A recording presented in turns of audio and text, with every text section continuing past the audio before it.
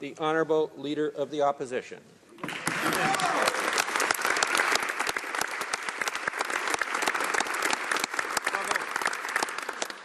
Merci, Monsieur le Président. Avant de livrer les remarques préparées en vue de la discussion sur la motion du gouvernement pour envoyer nos militaires et nos avions de chasse en Irak pour une mission de combat, je tiens à relever quelques-uns des propos du ministre qui vient de parler. I'll start, Mr. Speaker, by reminding my friend that although his answer to my colleague, our critic in defense, was artful, it was not accurate. He said on the air this weekend that there was a United Nations resolution that unanimously allowed for this mission. That is simply false. There is no such resolution. You can read it in its entirety. It's quite long. The preamble is very long. It sets things out. It is simply not true that this is a United Nations mission. Now, the minister is far too intelligent and far too experienced to know that. He said that on the air, and people will be able to check the record of what he said and compare it to what he just said again here today. The other thing is, Mr. Speaker, in his remarks earlier, he claimed that the government had articulated clearly the reasons for this mission, the end game, what it's supposed to be about. That is not true. And I'll point that out, citing chapter and verse of the different versions, the alternating versions that we've received from this government. One of the most shocking things in last week's speech here in the House, Friday's speech by the Prime Minister, and I'm anxious to hear the Prime Minister today. It's always important to hear his Foreign Minister, but the Prime Minister, of course, should be front and center in this debate, and I'm anxious to hear it.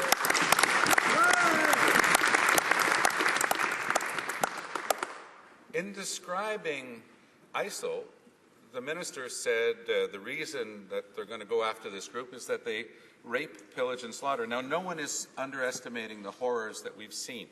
And in this day and age, they come instantaneously either to your TV screen or through other media. But, Mr. Speaker, contrast that with what was in the Prime Minister's speech verbatim Friday, repeated just now by the Foreign Minister. Foreign Minister said that his government is no friend of Assad. I'm more than willing to take the Foreign Minister at his word. But actions speak louder than words. So what the Prime Minister did say in his speech on Friday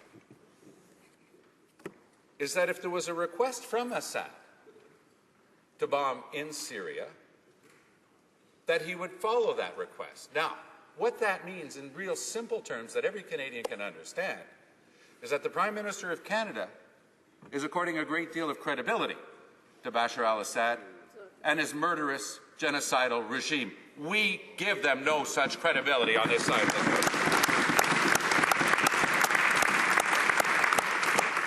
How can you indeed, on the one hand, claim that the Assad regime is not even worth talking to, and then on the other hand say, but when they ask us, we're going to respond to the request?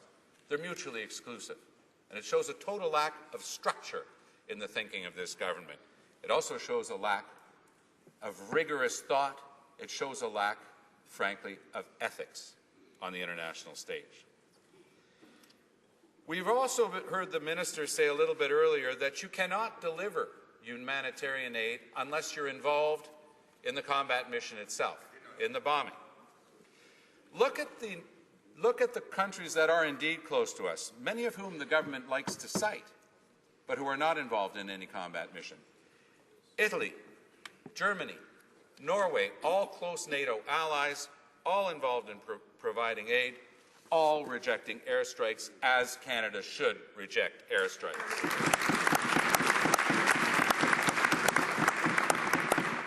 Now, the minister said as well that people are grasping for any reason. What a haughty and dismissive way to deal with people who just don't agree with him. That bombing, more bombing, is a way to peace in a region that has already seen too much war. We respectfully disagree with the government on this.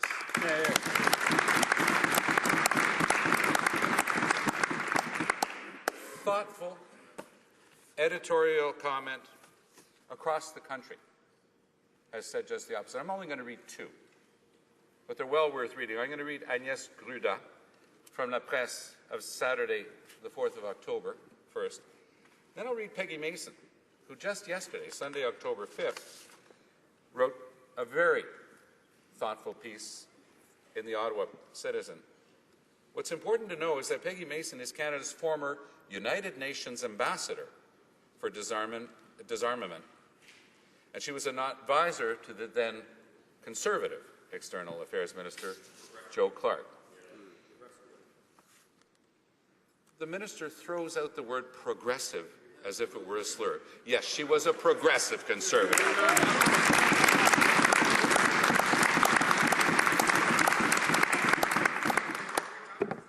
Agnès Gruda, La Presse, samedi 4 octobre 2014. Intitulé « Une guerre mal barrée ». L'Australie l'a fait. La France, l'Arabie saoudite et la Turquie. Une douzaine de pays ont déjà accepté de participer aux frappes aériennes américaines, pas des Nations unies, des frappes aériennes américaines, contre le groupe armé État islamique, EI, en Syrie et en Irak. Et le Canada s'y joindra dès la semaine prochaine. Le débat sur cet engagement militaire revêt de mauvais souvenirs. Ceux de la guerre contre Saddam Hussein, à laquelle le Canada avait eu la bonne idée de ne pas participer. Mais l'Irak de 2014 est différent de celui de 2003. Nous ne faisons pas face, cette fois, à une menace imaginaire. Depuis qu'il a mis la main sur la deuxième ville d'Irak, Mossoul, il y a 4 mois, l'EI a eu largement le temps de montrer de quoi ces hommes sont capables. Le rapport publié jeudi par l'ONU détaille les exactions qu'il a infligées aux civils irakiens au cours des 4 derniers mois. Exécutions sommaires, viols collectifs, enlèvements, pendaisons publiques. Les hommes de l'EI massacrent sans l'ombre d'un scrupule. Sur le terrain, les djihadistes menacent d'étendre leur territoire. La bataille pour la ville syrienne de Kobané, à la frontière de la Turquie, se poursuivait d'ailleurs hier. Alors oui, il y a d'excellentes raisons de vouloir stopper ces exaltés sanguinaires, y compris, s'il faut, par une offensive militaire internationale. Mais pas n'importe quelle offensive. Or, l'opération dans laquelle se sont engagés les États-Unis, c'est malheureusement un peu n'importe quoi. Entre guillemets, politiquement, les frappes ont eu jusqu'à maintenant un impact négatif, constate Robert Blecher, analyste à l'International Crisis Group, selon qui la coalition est en train de répéter les erreurs passées. L'un des principaux risques soulevés par cette offensive, c'est qu'elle finisse par aliéner les populations mêmes que l'on prétend sauver des griffes des islamistes.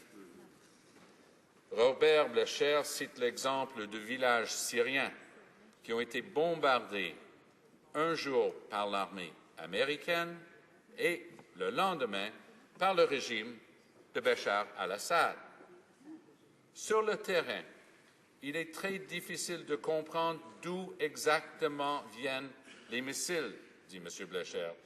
Et il est très difficile d'expliquer au groupe rebelle dominant pourquoi Assad, lui, n'est pas bombardé. Ceux parmi les rebelles qui attendent de l'aide occidentale finissent par avoir l'impression d'être livrés en pâture au régime qui combattent, tandis que les civils ont le sentiment de se trouver sous le feu d'armes qui vise uniquement les sunnites.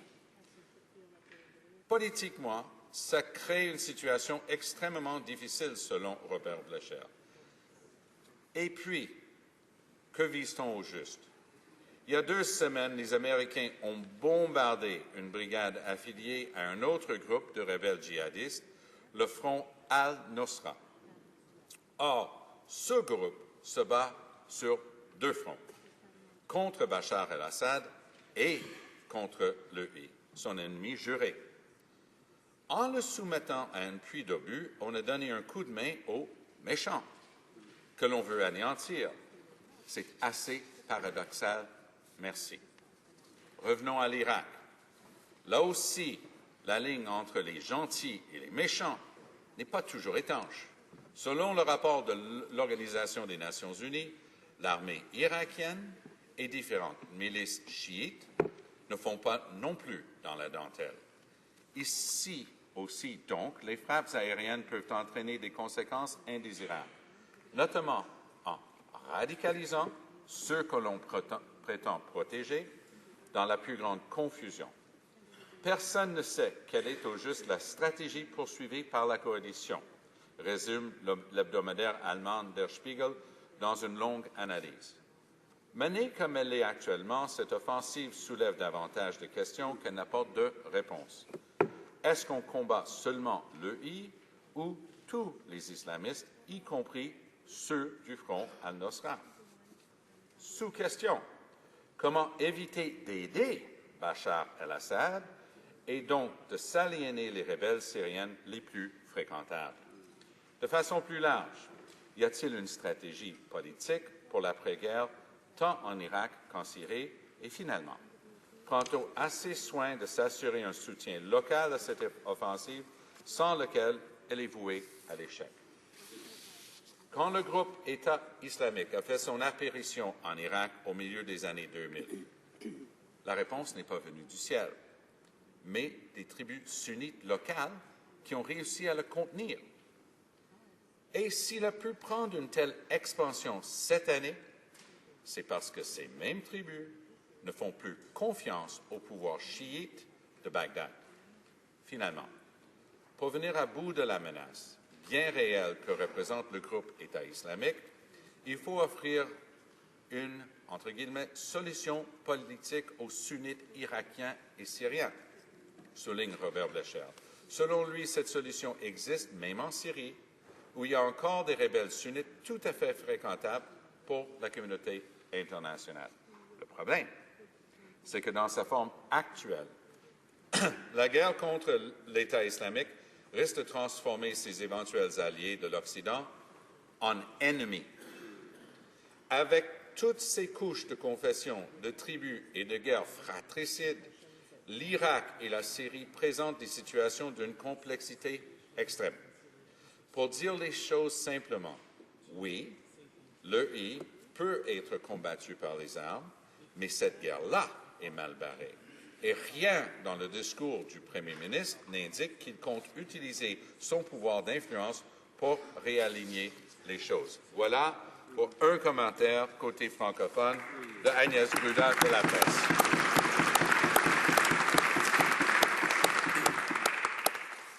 Maintenant, pour Peggy Mason, dans le Ottawa Citizen ce week-end, en fait, juste hier, n'oubliez pas qu'il s'agit là d'une ancienne ambassadrice du Canada aux Nations Unies, spécifiquement responsable pour le désarmement, et qu'elle fut conseillère spéciale de l'ancien ministre des Affaires extérieures progressiste conservateur Joe Clark.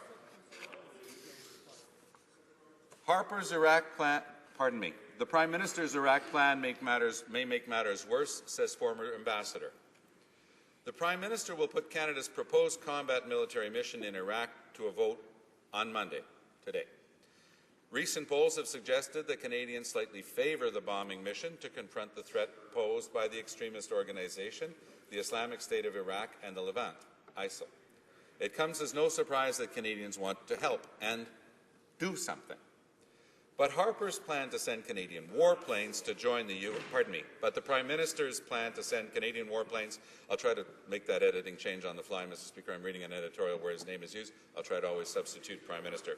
But the Prime Minister's plan to send Canadian warplanes to join the U.S.-led coalition's bombing of Iraq may just make matters worse. The Prime Minister and his allies are underestimating their opponents as a bunch of religious extremists bent on spreading wanton mayhem and terror. Islamic State may be brutally ruthless, but they know exactly what they are doing. Their core is made up of seasoned, motivated fighters and an extremely experienced leadership that go back to the quote, dirty war waged by the American and British Special Forces in Iraq between 2006 and 2009. ISIL is playing a strategical game of chess with its every move, while the West is playing military tic-tac-toe. ISIL is not just a military organization, it is a political movement with a well-thought-out ideology, however abhorrent it may be to the West. It governs the huge areas it controls in Iraq and Syria.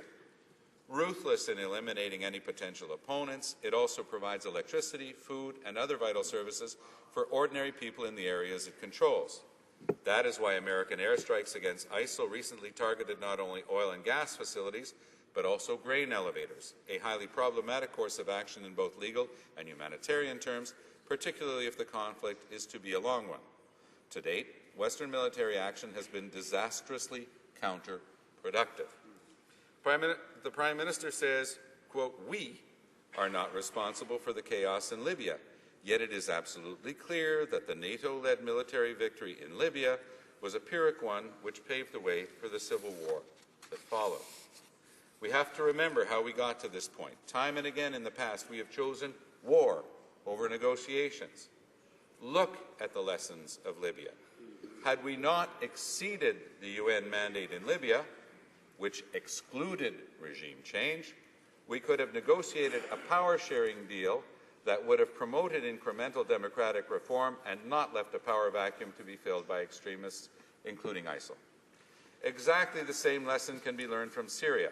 Had the West not insisted on Assad's immediate departure and refused to allow Iran a seat at the table, Kofi Annan's power-sharing arrangement within a transitional government would have paved the way for incremental democratic reform in Syria and once again would have left much less room for extremists like ISIL to operate. A UN mandate privileging inclusive governance and democratic reforms in concert with robust military support has been central to recent progress in Somalia and Mali. A UN mandate is also possible for effective intervention in Iraq and Syria if all necessary players, including Russia and Iran, are brought fully into the negotiations, and Turkey, Saudi Arabia, and other Gulf states are at the core of the political strategy, not just token participants. A comprehensive, broadly supported, and UN-mandated approach is long overdue in the heretofore disastrously counterproductive war on terror.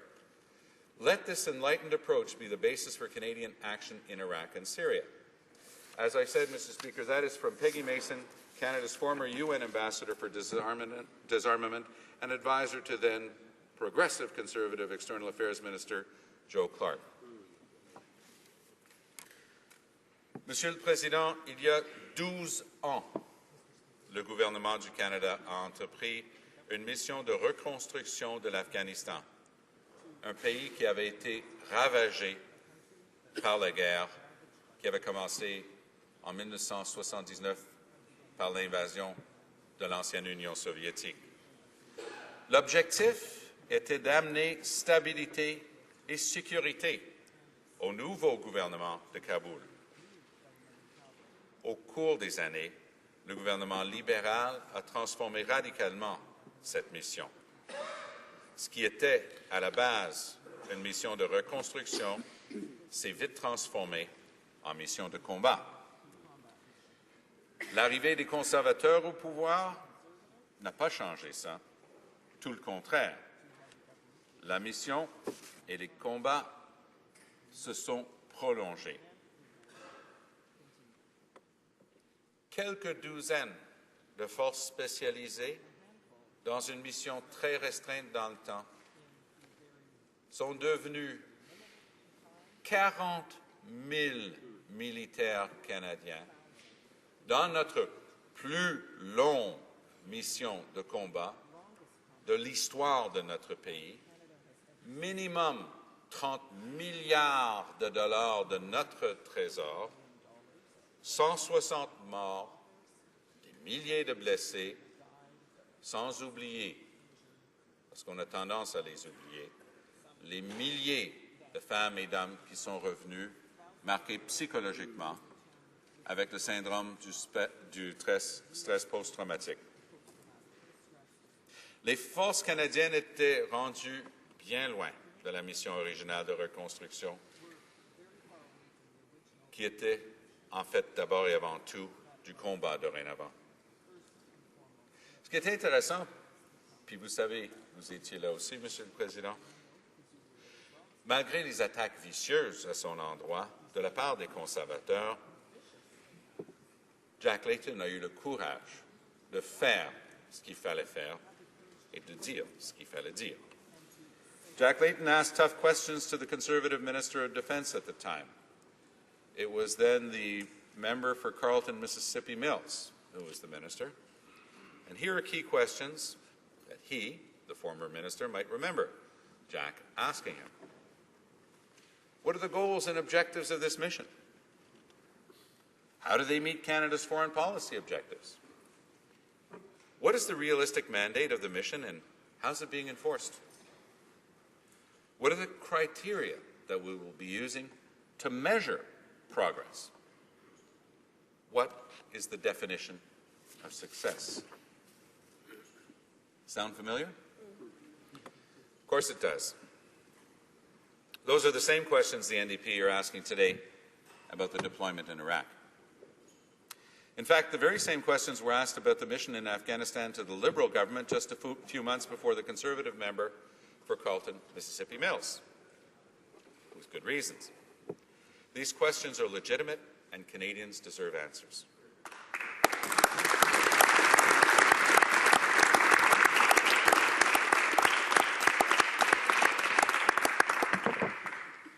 Le NPD a aussi forcé la tenue d'un débat et d'un vote à la Chambre des communes. À l'époque, le Premier ministre a pu prolonger la mission en Afghanistan grâce à l'appui des députés libéraux. Les députés du NPD se sont opposés et j'en suis encore tellement fier aujourd'hui.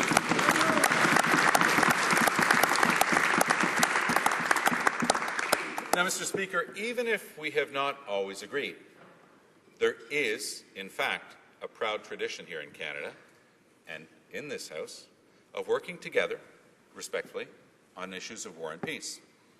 In 1991, for example, NDP leader Audrey McLaughlin was sworn into the Privy Council so that she could receive classified information on the first Gulf War.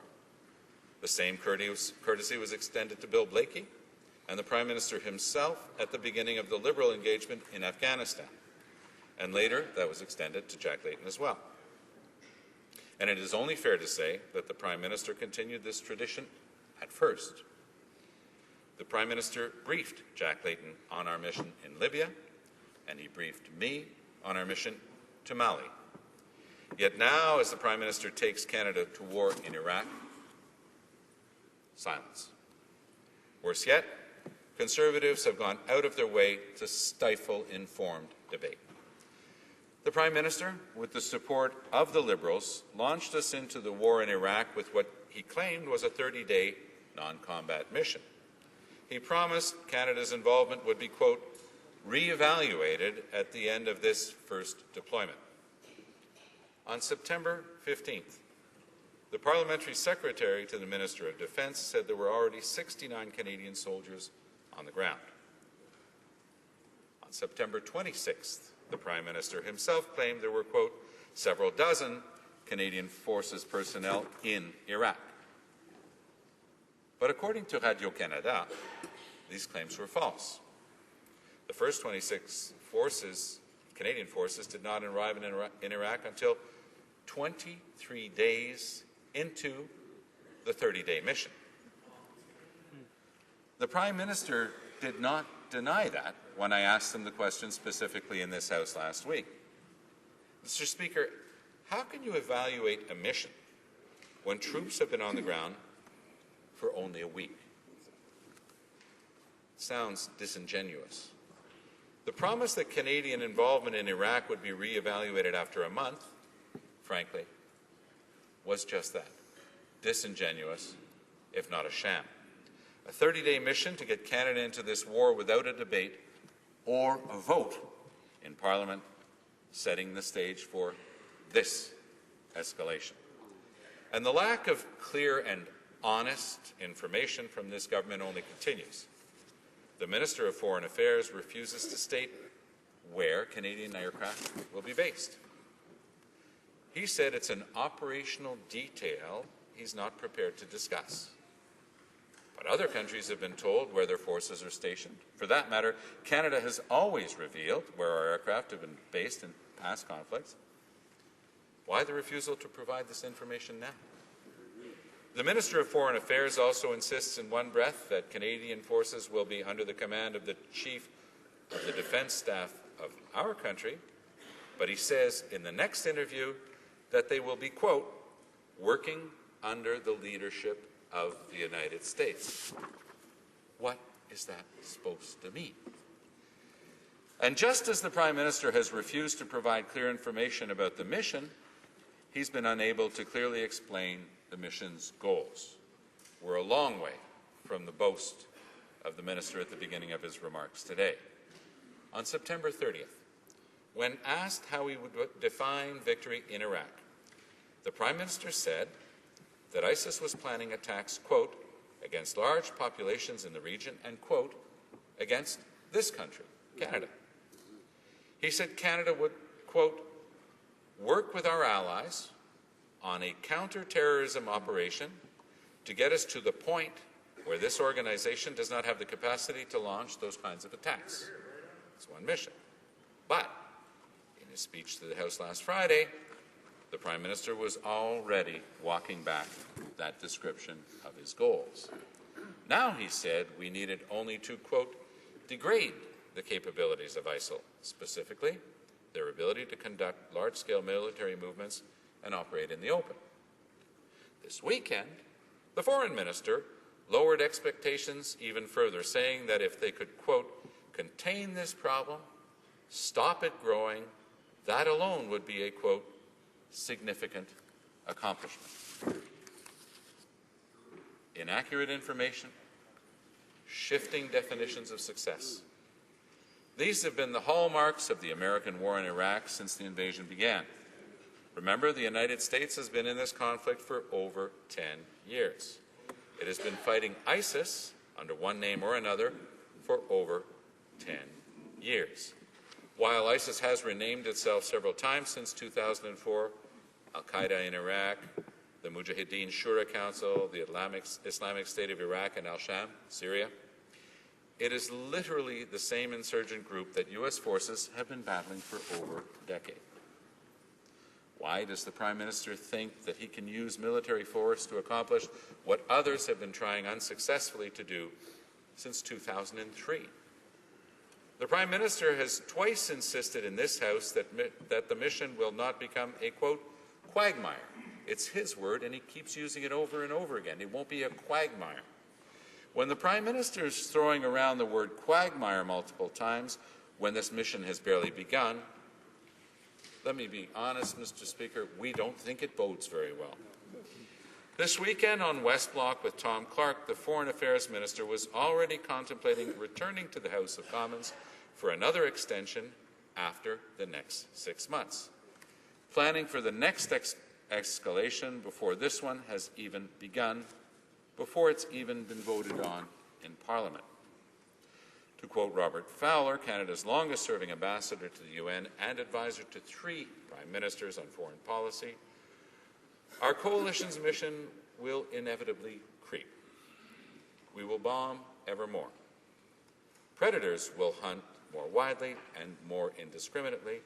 We will kill and maim many, many more innocent civilians than the caliphate could behead in its wildest dreams. In fact, the Prime Minister has already acknowledged he is prepared to extend the bombing to Syria. What's more, the Prime Minister has even set the bizarre and distasteful standard that he will launch airstrikes against ISIS targets in Syria if asked to do so by the regime of brutal dictator Bashar Assad. The list of Assad's own atrocities is almost unspeakable, and that's why we find it so reprehensible that the Prime Minister would give him any credibility at all, much less a voice in determining what our brave women and men in uniform do to defend our country.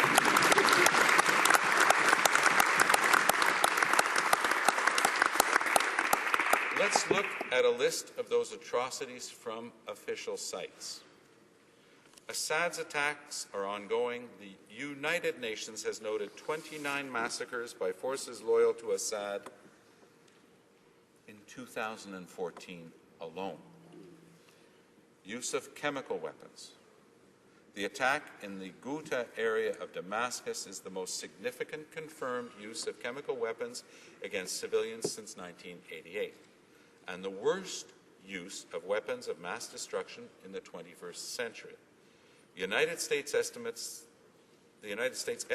that just under 1,500 civilians were killed. Indiscriminate use of barrel bombs. Syrian government forces have dropped barrel bombs on civilian areas, including hospitals and schools, with devastating results.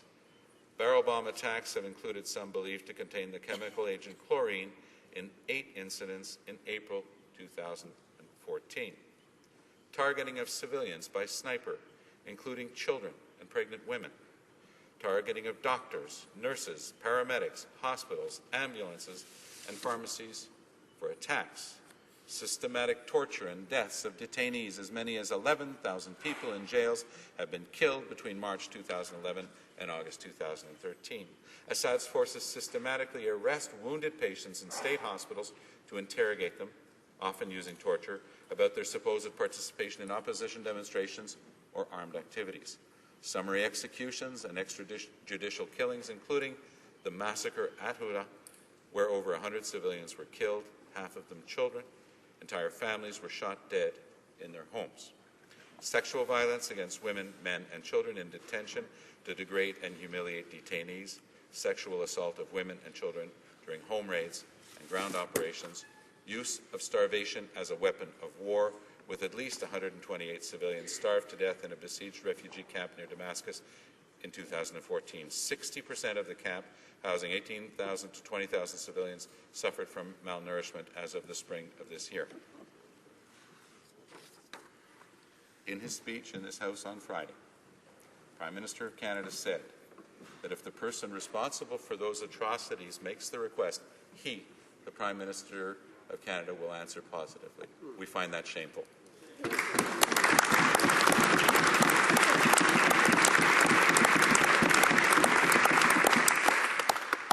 This is among the many reasons that so many of our allies have expressed concern with so many elements of this mission. This mission has no mandate from the UN, no mandate from NATO. The Prime Minister and the Foreign Minister have listed some of our traditional allies that are participating: Great Britain, Germany, Italy, Denmark. But Britain and Denmark refuse to engage in bombing in Syria, even if Bashar al-Assad asks them. Italy and Germany have rejected any involvement in the combat mission altogether. The Minister of Foreign Affairs has tried to cover for the serious questions being raised about this mission. He claimed this weekend, and I quote, "The UN Security Council has been seized with this issue and has passed a resolution unanimously with respect to the operation in Iraq." That statement is outright and unquestionably false, Mr. Speaker.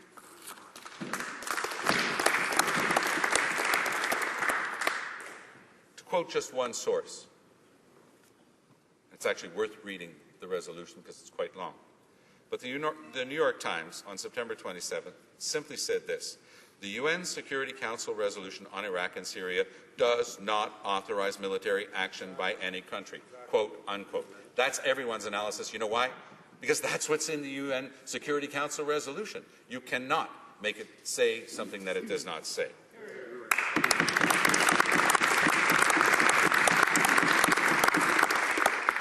There is, Mr. Speaker, overwhelming agreement here at home and abroad about the need to confront the horrors perpetrated by ISIS. But there is no agreement that Western military force is the answer. Nearly 3 weeks ago, the Israeli newspaper Haaretz was already reporting that ISIS had recruited more than 6,000 new fighters since the United States began its airstrikes in August. At least 1,300 of these fighters come from abroad. Alexander Panetta of the Canadian Press reports that, quote, The London-based Syrian Observatory for Human Rights reports that 5 civilians were killed in airstrikes on oil refineries, 2 workers were killed in a Manbij grain mill, and 6 male civilians were killed in the southern countryside at Al-Hasaka. The group says it's aware of at least 73 people joining ISIL in the Aleppo area in the wake of the first US-led airstrikes. Peggy Mason, whom I quoted earlier at length, former UN ambassador for disarmament, had this to say: "The Prime Minister and his allies are underestimating their opponents as a bunch of religious extremists bent on spreading wanton mayhem and terror. ISIS is playing a strategic game of chess with its every move, while the West is playing military tic-tac-toe. To date, Western military action has been disastrously counterproductive." Robert Fowler, as I said, our longest-serving ambassador to the UN, who has indeed advised 3 prime ministers, had this to say: "ISIS knows the propaganda value of poking sticks into American eyes or knives into Western throats. They know full well that ill-informed and poorly executed Western forays into, quote, Muslim lands has been disastrous for us, and they are anxious to lure us into further folly. They are confident that by so doing they will dramatically increase their recruiting base, their authority, and the scope and impact of their movement, and they simply do not give a damn about the numbers they will lose in the process. Truly, in their eyes, such losses are a blessing. We have, in other words, responded in precisely the way they counted on us to do so." In Der Spiegel, on peut lire ceci: "Personne ne sait quelle est au juste la stratégie poursuivie par la coalition", résume l'hebdomadaire allemand dans une longue analyse. Selon Robert Blecher, l'analyste à l'international, politiquement, les frappes ont eu jusqu'à maintenant un impact négatif. Sur le terrain, il est très difficile de comprendre d'où exactement viennent les missiles et très difficile d'expliquer aux groupes rebelles dominants pourquoi Assad, lui, n'est pas bombardé. Politiquement, ça crée une situation extrêmement difficile.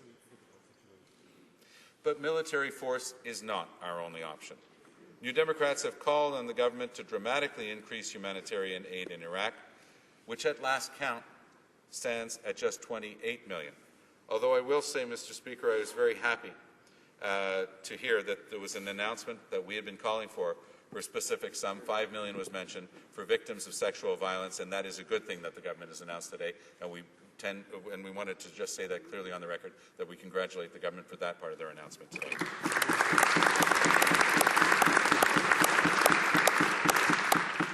In one of the government's few actions to cooperate with other parties here in the House, the Foreign Affairs Minister brought his counterparts in the opposition to Iraq. It was humanitarian aid, not airstrikes, that leaders on the ground requested. We can also help forces in the region to build the capacity to confront ISIS themselves. Canada is already aiding in the shipment of weapons to Kurdish Iraqi forces. We agree with that. That is the gist of the United Nations Security Council resolution. Give the Iraqis the ability to defend themselves. It should be a priority for Canada to determine exactly which groups can be trusted with such aid. Ultimately, the solution to this tragic conflict will come from those in the region and the international community as a whole, not simply the West. And there, Canada's phenomenal diplomats can play a key role. Allow me to once again quote Peggy Mason, former UN ambassador for disarmament. We have to remember how we got to this point. Time and again in the past, we have chosen war over negotiations. A UN mandate privileging inclusive governance and democratic reforms in concert with robust military support has been central to recent progress in Somalia and Mali. A UN mandate is also possible for effective intervention in Iraq and Syria if all necessary players, including Russia and Iran, are brought fully into the negotiations, and Turkey, Saudi Arabia, and other Gulf states are at the core of the political strategy, not just token participants. A comprehensive, broadly supported and UN-mandated approach is long overdue in the heretofore disastrously counterproductive war on terror. Let this enlightening approach be the basis for Canadian action in Iraq and Syria. Encore selon Robert Blecher, pour venir à bout de la menace, il faut offrir une solution politique aux sunnites irakiens et syriens. ISIS has thrived in Iraq and Syria, precisely because those countries lack stable, well-functioning governments capable of maintaining peace and security within their own borders. Canada's first contribution should be to use every diplomatic, humanitarian, and financial resource at our disposal to respond to the overwhelming human tragedy unfolding on the ground and to strengthen political institutions in both those countries. With the well-deserved credibility Canada earned by rejecting the initial ill-advised invasion of Iraq, we are in a position to take on that task. The tragedy in Iraq and Syria will not end with another Western-led invasion in that region. It will end by helping the people of Iraq and Syria to build the political institutions and security capabilities they need to oppose these threats themselves. It's for these reasons, Mr. Speaker, that I move, seconded by the member for Ottawa Centre, that Government Business Number 13 be amended. A, by deleting clause III and replacing it with the following. Except that, unless confronted with strong and direct force from capable and enabled local forces, the threat ISIL poses to international peace and security, including to Canadian communities, will continue to grow. En supprimant tous les mots après par conséquence et en leur substituant ce qui suit. Demande au gouvernement de participer à la lutte contre le IIL et offrir un appui militaire en matière de transport des armes pour une période allant jusqu'à 3 mois. Demande au gouvernement de renforcer les activités d'aide humanitaire dans les zones où elles pourraient avoir un impact immédiat et sauver des vies. Construire des camps hivernisés pour les réfugiés. Investir dans les installations d'eau potable, sanitaire et d'hygiène, les soins de santé et l'éducation pour les personnes déplacées par les combats. Demande au gouvernement d'offrir de l'aide dans la tenue d'enquête et de poursuites dans le cas de crimes de guerre. Demande au gouvernement de ne pas déployer les forces canadiennes dans les missions de combat. Call on the government to seek House approval for any extension of the mission or any involvement of Canadian forces in Syria.